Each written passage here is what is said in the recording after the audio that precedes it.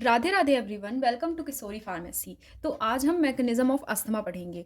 तो mechanism of asthma के अंदर हम ये देखेंगे कि जो अस्थमा कैसे बन रहा है।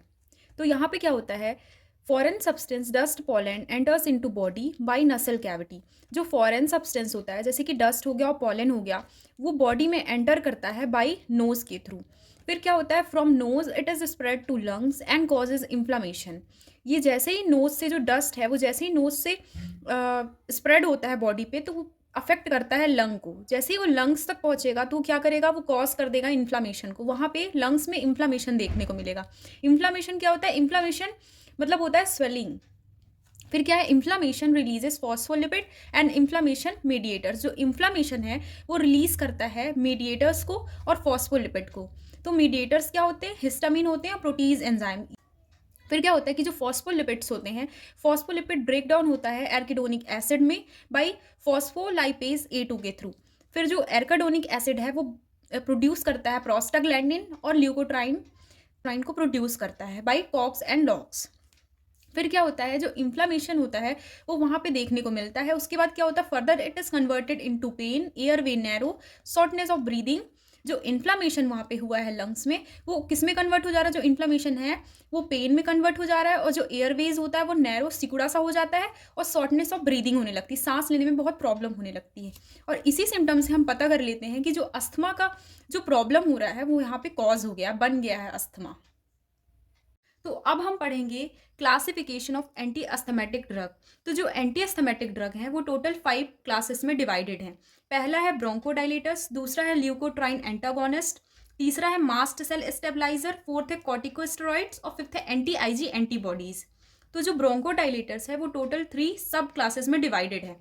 तो पहला आता है B2 सिम्पैथोमेमेटिक्स, दूसरा आता है एंटीकोलिनर्जिक और तीसरा आता है मिथाइलजेंथाइन्स। तो जो B2 सिम्पैथोमेमेटिक्स है उसके अंदर जो ड्रग्स के नेम आते हैं वो आता है सेलब्यूटेमॉल, सेलमेटेरॉल, फॉरमेटेरॉल और बेमब्यूटेरॉल। फिर आता है एंटीकोलिनर्जिक। तो एंटीकोलिनर्जिक के अंदर आता है इप्राट्रोपियम ब्रोमाइड, टियोट्रोपियम ब्रोमाइड। फिर आता है मिथाइलजेंथाइन्स। तो मिथाइलजेंथाइन्स के अंदर आते हैं थियोफाइलिन, एमिनोफाइलिन, हाइड्रोक्सी इथाइल और डॉक्सोफाइलिन। फिर आता है ल्यूकोट्राइन एंटागोनिस्ट। तो ल्यूकोट्राइन एंटागोनिस्ट के अंदर आते हैं मोन्टिल्यूकास्ट और जाफिरलुकास्ट। फिर आता है mast cell stabiliser. Mast cell stabiliser के अंदर आता है सोडियम क्रोमोग्लाइकेट और कीटोटाइफिन। फिर आता है कॉर्टिकोस्टेरॉइड्स। फिर आता है कॉर्टिकोस्टेरॉइड्स। तो कॉर्टिकोस्टेरॉइड्स टोटल 2 टाइप में सब डिवाइडेड हैं। फर्स्ट आता है सिस्टमैटिक, दूसरा आता है इनहलेशन। तो सिस्टमैटिक के अंदर आता है हाइड्रोकॉर्टिजोन, प्रेडनिजोलोन। फिर आता है इनहलेशन। इनहलेशन के अंदर आता है फ्यूनिसोलाइड और बीक्लोमोमेथाजोन। फिर आता है एंटी आईजी एंटीबॉडीज। तो एंटी आईजी एंटीबॉडीज के अंदर आता है ओमेलिजुमैब। ब्रोंकोडाइलेटर्स क्या होते हैं, these are a type of a medication that helps to make breathe easier by relaxing the muscles in lung। जो ब्रोंकोडाइलेटर्स होता है ये एक ऐसा मेडिकेशन का टाइप है जिसमें क्या होता है कि जो मसल होता है उसको रिलैक्स करवा दिया जाता है। जो लंग्स में मसल्स होते हैं उसको रिलैक्स करवा दिया जाता है, जिसके कारण अगर जैसे ही मसल रिलैक्स हो जाएगा तो जो एयरवे का नैरो था पहले एयरवे, तो यहाँ पे क्या होगा, जैसे ही ये कॉन्ट्रैक्शन से हटेगा तो क्या होगा, जो एयरवे नैरो था तो नैरो से ही वो ओपन हो जाएगा, और जैसे ही वो ओपन होगा तो जो एयर इन आउट होता है, जो एयर अंदर से बाहर जाता है, बाहर से अंदर आता है, वो तो जो एयर है वो अच्छे से बाहर भी जाएगा और अच्छे से अंदर भी आएगा, जिसके कारण जो सांस लेने में प्रॉब्लम हो रही थी पहले वो यहाँ पे सांस लेने में प्रॉब्लम नहीं होगी, और अस्थमा की जो सिम्टम्स है वो धीरे धीरे कम हो जाएंगे। They are divided into 3 classes. जो ब्रोंकोडाइलेटर्स है वो डिवाइड है 3 क्लासेस में। पहला आता है B2 सिम्पैथोमेमेटिक्स, दूसरा आता है मिथाइलजेंथाइन्स और तीसरा आता है एंटीकोलिनर्जिक्स। तो B2 सिम्पैथोमेमेटिक्स क्या होता है, these drugs bind with receptor and give their action by causing relaxation. B2 सिम्पैथोमेमेटिक्स एक ऐसा क्लास है ब्रोंकोडाइलेटर्स का जो कि क्या करता है, इसके अंदर में जो ड्रग्स आते हैं वो बाइंड करते हैं रिसेप्टर के साथ और अपना एक्शन शो करते हैं बाई कॉजिंग रिलैक्सेशन। रिलैक्सेशन को कॉज करके वो अपना जो एक्शन है उसको यहाँ पे दिखाते हैं। When drug is introduce to the body, जैसे ही बॉडी में जो ड्रग है वो इंट्रोड्यूस किया जाएगा, बॉडी में जो ड्रग है वो जैसे ही अंदर जाएगा बॉडी के, तो क्या होगा, जो ड्रग है वो बाइंड कर देता है, जो ड्रग है वो बाइंड कर जाएगा B2 रिसेप्टर के साथ। जैसे ही B2 रिसेप्टर के साथ ड्रग बाइंड करेगा, एडिनाइलेट साइक्लेस को एक्टिवेट करेगा। जैसे ही ये एक्टिवेट होगा तो क्या होगा कि जो कैम का कॉन्सेंट्रेशन है जो कैम का कंसंट्रेशन है वो इंक्रीज़ हो जाएगा। जैसे ही कैम का कंसंट्रेशन इंक्रीज़ होगा तो जो एमएलसीके का कंसंट्रेशन होता है वो डिक्रीज़ हो जाएगा। अगर एमएलसीके डिक्रीज़ हो जाएगा तो जो हिस्टामीन, प्रोटीज़, एंजाइम ये सब थे ये धीरे-धीरे कम होने लगेंगे। और जैसे ही ये कम होगा तो जो ब्रोंकियल मसल्स हैं वो रिलैक्स हो जाएँगे और अस्थमा का जो सिम्पटम्स है वो धीरे-धीरे कम होने लगेगा। फिर आता है बी2 सिम्पैथोमिमेटिक्स के अंदर कौन-कौन से ड्रग्स आते हैं। तो इसके अंदर आता है सल्ब्यूटामॉल। और तो पहले हम देखेंगे सल्ब्यूटामॉल क्या होता है। तो सल्ब्यूटामॉल जो है उसको वेंटालिन भी कहते हैं। Salbutamol is a agent that opens up airways in the lungs. जो सल्ब्यूटामॉल ड्रग है वो क्या करता है, ये एक ऐसा एजेंट है जो कि जो एयरवेज होता है उसको ओपन कर देता है। जैसे अस्थमा के केस में जो एयरवेज होता था, जो जब अस्थमा का केस था तो वहाँ पे क्या होता था कि जो एयरवेज होता था वो नैरो रहता था, सिकुड़ा हुआ रहता था, जिसके कारण जो एयर है वो अच्छे से अंदर भी नहीं आ पा रहा था और बाहर भी नहीं जा पा रहा था। तो यहाँ पे क्या हो रहा है कि जैसे ही अगर एयरवे ओपन हो जाएगा तो जो सांस लेने में प्रॉब्लम हो रही थी वो यहाँ पे वो सांस लेने में प्रॉब्लम खत्म होने लगेगी, अच्छी तरीके से सांस लेने बनने लगेगा, जिसके कारण जो अस्थमा की प्रॉब्लम हो रही थी वहाँ पे यहाँ पे रिलीफ हो जाएगा, थोड़ा आराम मिल जाएगा। It is a short acting बी2 agonist which have rapid action. ये कुछ टाइम के लिए ही असर दिखाता है अपना। जैसे कि जब सल्ब्यूटामॉल को लिया जाता है तो क्या होता है कि जो सल्ब्यूटामॉल है वो कुछ टाइम के लिए ही अपना असर दिखाता है। जैसे कि अगर तुरंत हमने सल्ब्यूटामॉल लिया तो वो 2 मिनट में अपना एक्शन दिखाएगा कि उसकी जो जो पेन हो रहा था अस्थमा के केस में, तो यहाँ पे वो क्या कर रहा है, तुरंत उस अस्थमा की जो पेन है उसको एकदम कम कर दे रहा है। लेकिन वो सिर्फ 1 से 2 घंटे के लिए ही रहेगा, 1 से 2 घंटे से ज़्यादा वो नहीं रह पाता है।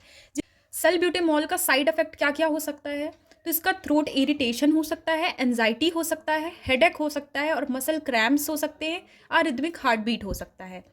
और ये जो सल्ब्यूटामॉल है उसका फार्माकोकाइनेटिक्स क्या है, तो फार्माकोकाइनेटिक्स के अंदर आता है orally shows action last for 4 to 6 our.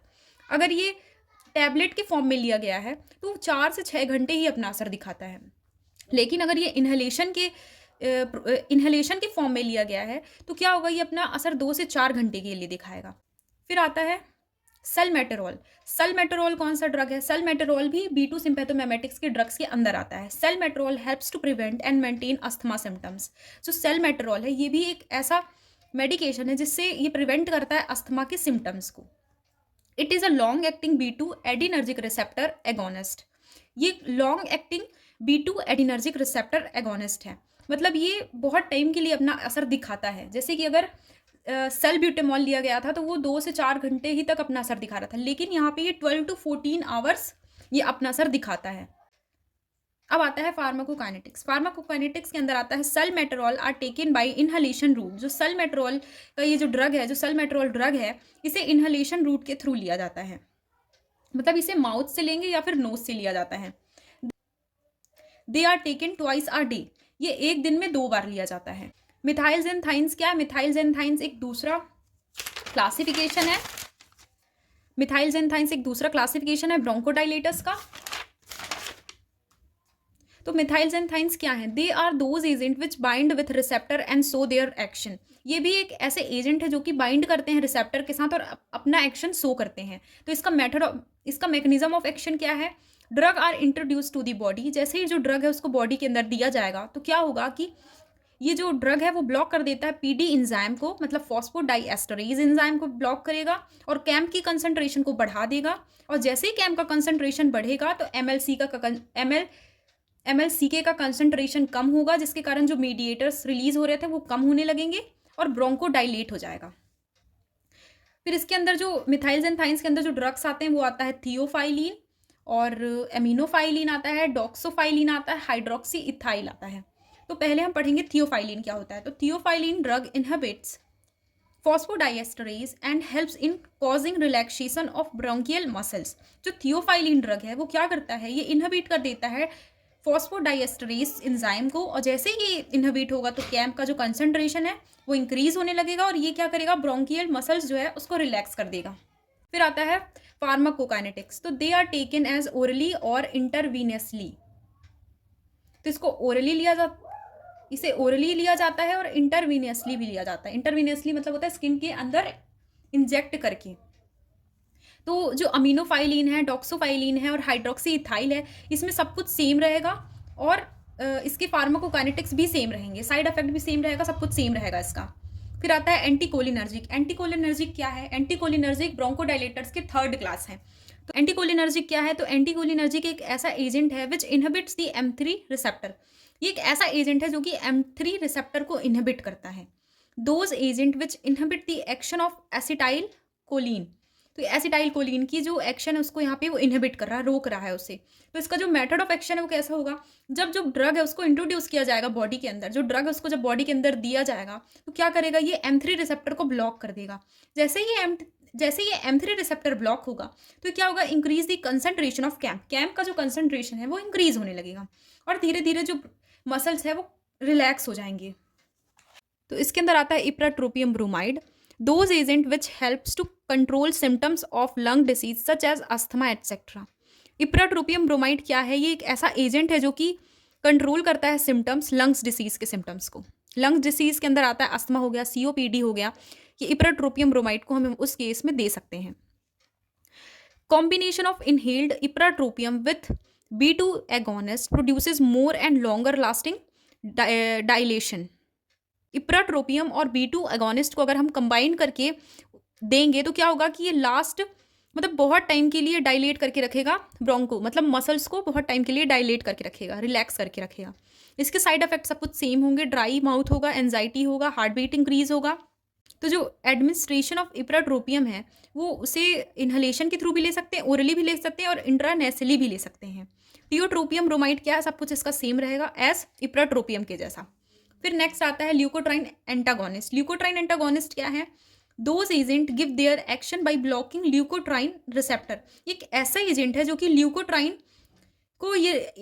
Receptor को ब्लॉक कर देता है। और अगर ये ब्लॉक हो जाएगा तो क्या होगा कि जो कॉन्ट्रैक्शन हो रहा था मसल्स में और जो इन्फ्लामेशन कॉज हो रहा था यहाँ पे बंद हो जाएगा। इसका मैकेनिज्म ऑफ एक्शन क्या है? Drug is introduce to the body, drug blocks leukotriene receptor, contraction decrease होने लगेगा, म्यूकस सिक्रीशन डिक्रीज होगा और रिलैक्सेशन कॉज हो जाएगा। जैसे ही जो ड्रग है अगर उसको इंट्रोड्यूस किया जाएगा, बॉडी के अंदर दिया जाएगा, तो क्या होगा कि जो ड्रग है वो ब्लॉक कर देगा ल्यूकोट्राइन रिसेप्टर को, और जैसे ही ल्यूकोट्राइन रिसेप्टर ब्लॉक होगा तो कॉन्ट्रैक्शन यहाँ पे बहुत कम होने लगेगा, म्यूकस का सिक्रीशन कम होने लगेगा और रिलैक्सेशन कॉज हो जाएगा। तो जो ल्यूकोट्राइन एंटागोनिस्ट के अंदर जो ड्रग्स आते हैं वो आता है मोंटेलुकास्ट, जाफिरलुकास्ट। तो मोंटेलुकास्ट और जाफिरलुकास्ट ये कैसे एजेंट है? Those agent which helps to control asthma symptoms. ये एक ऐसे एजेंट है जो कि अस्थमा के सिम्टम्स को कंट्रोल करते हैं। Shows action by inhibiting leukotriene receptor. ये एक ऐसे एजेंट है जो कि क्या कर रहे हैं? अपना एक्शन शो कर रहे हैं बाय इनहिबिटिंग ल्यूकोट्राइन रिसेप्टर को। ल्यूकोट्राइन रिसेप्टर को ब्लॉक करके ये अपना एक्शन को शो करते हैं। Used for aspirin induced asthma. Aspirin induced asthma के लिए इसे मेनली यूज़ किया जाता है। इसके साइड इफेक्ट सब कुछ सेम होंगे, हेडेक होगा, रेसेस होगा, इचिंग होगा। मास्ट सेल स्टेबलाइजर्स क्या है? These are those agent which inhibits mast cell degranulation. ये एक ऐसे एजेंट है जो कि क्या करते हैं? जो मास्ट सेल का डीग्रेनुलेशन है उसको यहाँ पे इनहिबिट कर रहे हैं, रोक रहे हैं। डीग्रेनुलेशन क्या है?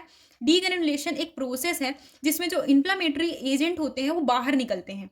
जैसे कि हमने पहले पढ़ा है कि मैकेनिज्म ऑफ अस्थमा में जैसे हम पढ़े थे कि डीग्रेनुलेशन में क्या होता है? जो मास्ट सेल होता है, मास्ट सेल जब डैमेज हो जाता है तो जो उसके अंदर हिस्टामिन होते हैं, प्रोटीज एंजाइम होते हैं, प्रोस्टाग्लैंडिन, ये सब स्टोर रहते हैं, तो वो धीरे धीरे बाहर निकलने लगते हैं जिसके कारण इन्फ्लामेशन कॉज होता है, कॉन्ट्रैक्शन कॉज होता है, पेन होने लगता है। तो यहाँ पे क्या कर रहा है? इस प्रोसेस में मास्ट सेल स्टेबलाइजर क्यों दिया जा रहा है? कि जो डीग्रेनुलेशन है, डीग्रेनुलेशन की प्रोसेस को रोक दिया जाए। अगर डीग्रेनुलेशन की प्रोसेस रुक जाएगी तो क्या होगा कि जो हिस्टामिन है, प्रोटीज, प्रोस्टाग्लैंडिन एंजाइम है, ये सब बाहर ही नहीं आ पाएंगे, और जब ये बाहर ही नहीं आ पाएंगे तो जो पेन हो रहा है और जो अस्थमा देखने को मिल रहा है, अस्थमा के जो सिम्टम्स देखने को मिल रहे हैं, तो यहाँ पे हमें वो ट्रीट करते हुए नजर आएगा। मतलब वहाँ पे जो अस्थमा की प्रॉब्लम हो रही है वो धीरे धीरे कम होने लगेगी। ये क्या करता है? ये इनहिबिट करता है मास्ट सेल के डीग्रेनुलेशन को। It decreases the release of mediators.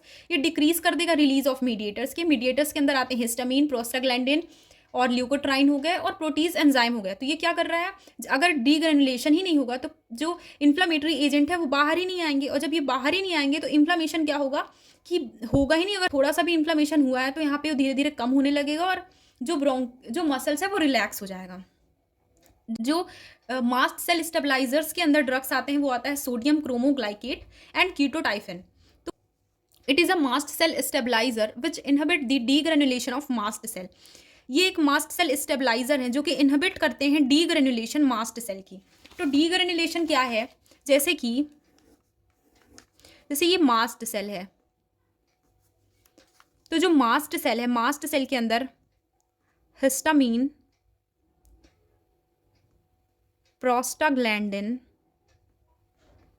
और एटसेट्रा जो एंजाइम है यहाँ पे स्टोर्ड रहते हैं, इसके अंदर रहते हैं मास्ट सेल के अंदर। हिस्टामीन हो गया, प्रोटीज एंजाइम हो गया, प्रोस्टाग्लैंडिन हो गया, ल्यूकोट्राइन हो गया, ये सब इसके अंदर रहते हैं। और डीग्रेनुलेशन क्या है, डीग्रेनुलेशन मतलब होता है इसका टूट जाना, जो मास्ट सेल है उसका डैमेज होगा, मास्ट सेल का डैमेज हो जाना, उसको डीग्रेनुलेशन कहते हैं। अगर जब मास्ट सेल डैमेज ही नहीं होगा, जब खत्म ही नहीं होगा मास्ट सेल, तो क्या होगा कि जो इसके अंदर स्टोर्ड हिस्टामीन है, प्रोस्टाग्लैंडिन है, ये बाहर ही नहीं आएंगे। और जब ये बाहर ही नहीं आएंगे तो जो इन्फ्लामेशन है और कॉन्ट्रैक्शन है ये सब होगा ही नहीं। और जब ये होगा ही नहीं तो अस्थमा की जो प्रॉब्लम हो रही है वो भी नहीं होगी। तो क्या है कि सोडियम क्रोमोग्लाइकेट एंड कीटोटाइफिन क्या है, sodium cromoglycate and ketotifen, it is a mast cell stabiliser which inhibit the degranulation of mast cell. ये मास्ट सेल के जो डीग्रेनुलेशन है उसको रोक रहा है। Helps in the treatment of asthma and lung disease, ये हेल्प करते हैं ट्रीटमेंट में अस्थमा की और लंग डिसीज की प्रॉब्लम को ठीक करते हैं। इसके साइड इफेक्ट सब कुछ सेम रहेगा। फिर आता है कॉर्टिकोस्टेरॉइड। कॉर्टिकोस्टेरॉइड क्या है, they give their action by producing anti inflammatory agent. ये एक ऐसे एजेंट है जो कि अपना एक्शन दिखाते हैं बाय एंटी इंफ्लामेटरी एजेंट, मतलब जो इन्फ्लामेशन हो रहा है उसको कम करके ये अपना जो एक्शन है यहाँ पे दिखाते हैं। तो इसका मैकेनिज्म ऑफ एक्शन क्या होगा, inhibits the release of arachidonic acid. तो ये क्या करता है, एर्किडोनिक की जो एर्किडोनिक एसिड है उसको ये इनहिबिट करता है, एर्किडोनिक एसिड को ये बनने ही नहीं देता है। फिर क्या है, anti inflammatory agent are produced, anti inflammatory agent produce होंगे।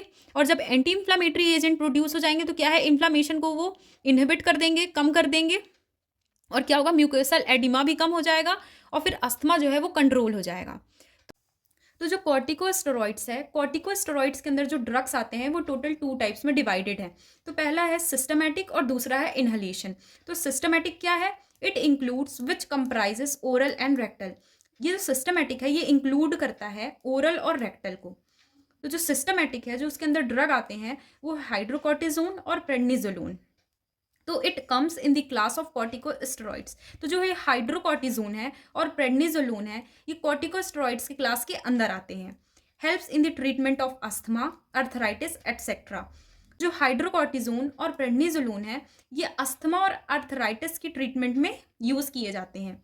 तो जो हाइड्रोकॉर्टिजोन और प्रेडनिजोलोन है उसके कौन कौन से साइड इफेक्ट्स हो सकते हैं, तो पहला है weak and tired, headache, muscle ache and feeling sick. फिर आता है फार्माकोकाइनेटिक्स। तो फार्माकोकाइनेटिक्स के अंदर आता है ओरली और रेक्टल।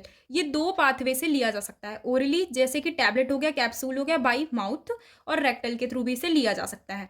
फिर आता है इनहलेशन। इनहलेशन क्या है, इनहलेशन एक प्रोसेस होती है जिसमें जो ड्रग है उसको बॉडी के अंदर लिया जाता है बाई माउथ और नोज। तो inhalation is done through mouth and nose. इसके अंदर जो ड्रग्स आते हैं वो आता है फ्यूनिसोलाइड एंड बीक्लोमोमेथाजोन।